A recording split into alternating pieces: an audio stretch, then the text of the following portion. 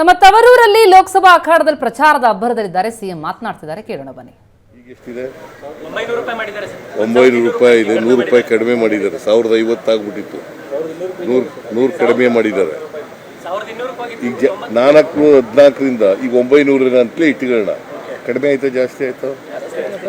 ಯಾರ ಕಾಲದಲ್ಲಿ ಜಾಸ್ತಿ ಆಗಿರೋದು? ಮತ್ತೆ ಇದಕ್ಕೆ ಎಕ್ಸ್ಪ್ಲನೇಷನ್ ಕೊಡ್ಬೇಕು. ಇದಕ್ಕೆ ಜಾಸ್ತಿ ಆದದಕ್ಕೆ ಹೇಳ್ಬೇಕಲ್ಲ.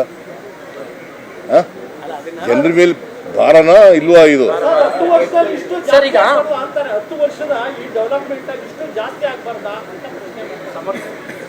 ಏನಂತ ಹೇಳಿದ್ರು? ಅಚ್ಚೇ ದಿನ ಈಗ ಬಂತ. ಪೆಟ್ರೋಲ್ ಡೀಸೆಲ್ ಎಲ್ಲ ಕಡಿಮೆ ಮಾಡ್ತೀವಿ ಅಂತ ಮಾಡಿದ್ರ 10 ವರ್ಷದಲ್ಲಿ ಯಾವಾಗ ಜಾಸ್ತಿ ಆಗಬೇಕು ಅಂತಂದ್ರೆ, ಕ್ರೂಡ್ ಆಯಿಲ್ ಬೆಲೆ ಅಂತಾರಾಷ್ಟ್ರೀಯ ಮಾರುಕಟ್ಟೆಯಲ್ಲಿ ಜಾಸ್ತಿ ಆದಾಗ. ಕಡಿಮೆ ಆಗಿದೆ. ಈಗ 2014ರಲ್ಲಿ ಇದ್ದದಕ್ಕಿಂತ ಕಡಿಮೆ ಆಗಿದೆ.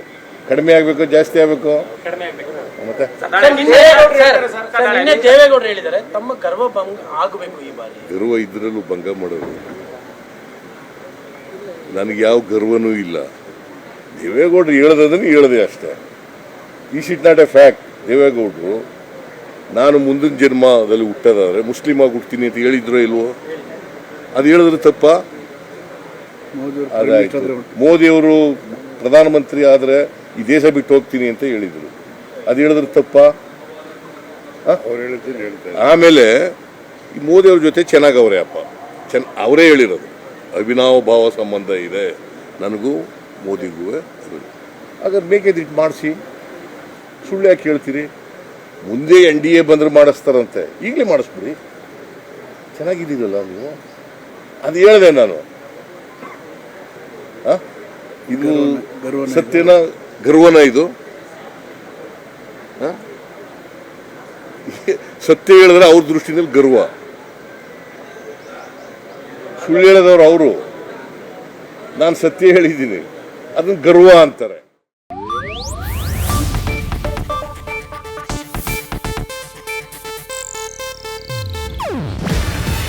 ಇದು ಏಷ್ಯಾನೆಟ್ ನ್ಯೂಸ್ ನೆಟ್ವರ್ಕ್ ಪ್ರಸ್ತುತಿ.